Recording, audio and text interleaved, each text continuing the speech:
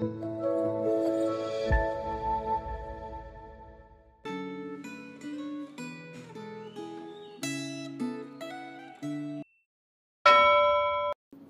Bapak Ibu Saudara yang terkasih di dalam Tuhan.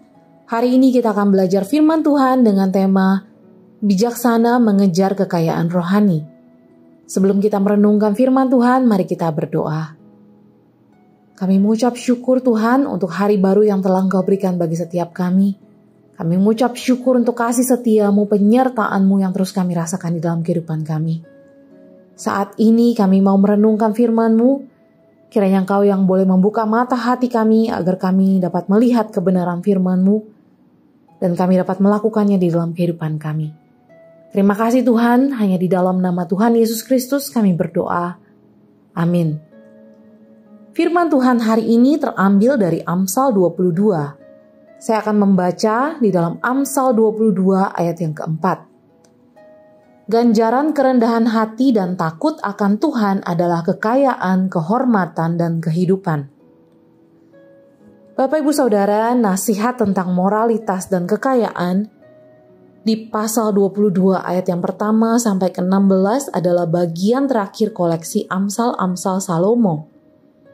Nama baik lebih berharga daripada kekayaan di dalam ayat yang pertama. Harta kekayaan kurang berharga bila dibandingkan dengan nama baik. Nama baik berkaitan erat dengan kepercayaan dan penghargaan. Orang yang patut dihormati adalah orang yang memahami dan menghormati kedaulatan Tuhan, serta bertanggung jawab atas kekayaan yang dimilikinya. Anak muda perlu diarahkan dan dilatih untuk hidup dalam jalan yang benar.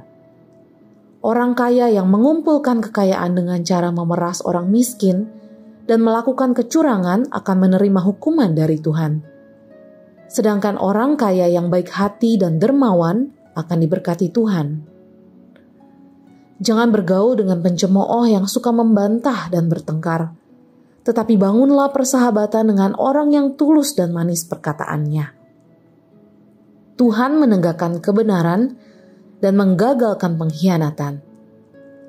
Pembaca diingatkan agar tidak menindas orang miskin atau memakai cara curang untuk mencari untung, serta tidak mencari kepuasan seksual dengan mencari pelacur untuk menjaga nama baik. Ingatlah akan kedaulatan Tuhan dan nasihat orang tua. Bagian Amsal berikutnya adalah koleksi perkataan orang bijak yang terdiri dari 30 pernyataan bijaksana. Pembaca diingatkan untuk bersikap bijak dengan mempercayai Tuhan, berkata-kata dengan benar, dan bertumbuh menjadi pribadi yang layak dipercaya. Secara praktis, dalam bacaan Alkitab hari ini, pembaca diingatkan untuk hidup bijaksana dengan cara tidak menindas dan tidak menipu orang yang miskin dan tidak berdaya, tidak bergaul dengan pemarah, tidak menjadi penjamin utang bagi orang lain bila tidak memiliki kemampuan keuangan yang cukup, serta tidak memindahkan tanah warisan.